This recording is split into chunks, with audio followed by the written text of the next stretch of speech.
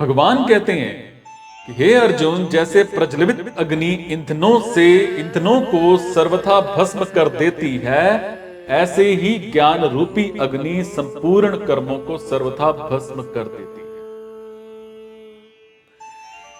भगवान ने ज्ञान रूपी नौका के द्वारा संपूर्ण पाप समुद्र को तरने की बात कही।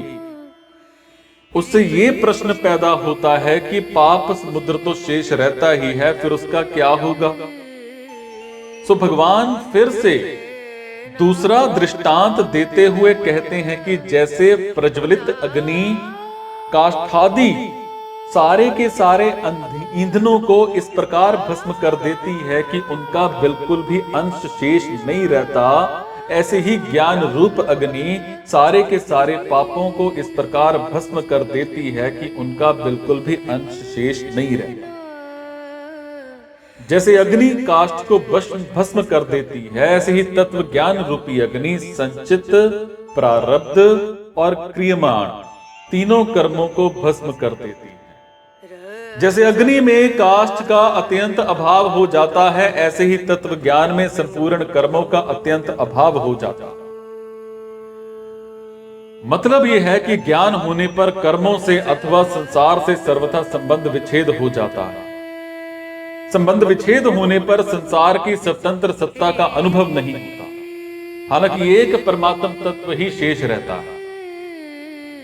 और वास्तव में मात्र क्रियाएं प्रकृति के द्वारा ही होती हैं। उन क्रियाओं से अपना संबंध मान लेने से कर्म होते हैं। नाड़ियों में रक्त प्रवाह होना, शरीर का बालक से जवान होना, श्वासों का आना जाना, भोजन का पचना आदि क्रियाएं जिस समष्टि प्रकृति से होती हैं, उसी प्रकृति से खाना पीना, चलना बैठना, देखना बोलना आदि क्रियाएं भी होती हैं। परंतु मनुष्य अज्ञान वश उन क्रियाओं से अपना संबंध मान लेता है, अर्थात अपने को उन क्रियाओं का कर्ता मान लेता है।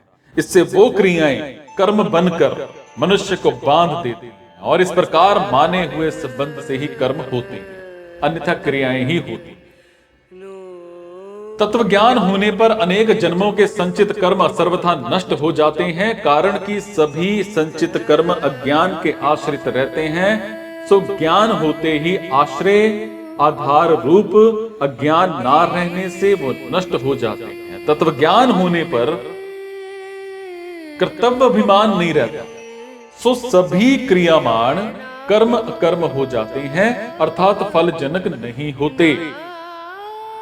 प्रारब्ध कर्म का घटना अंश, अनुकूल प्रतिकूल परिस्थिति। अंश तो तब तक शरीर रहता है जब तक रहता है, परंतु ज्ञानी पर उसका कोई असर नहीं पड़ता, कारण कि तत्व ज्ञान होने पर भोक्तृत्व भाव नहीं रहता।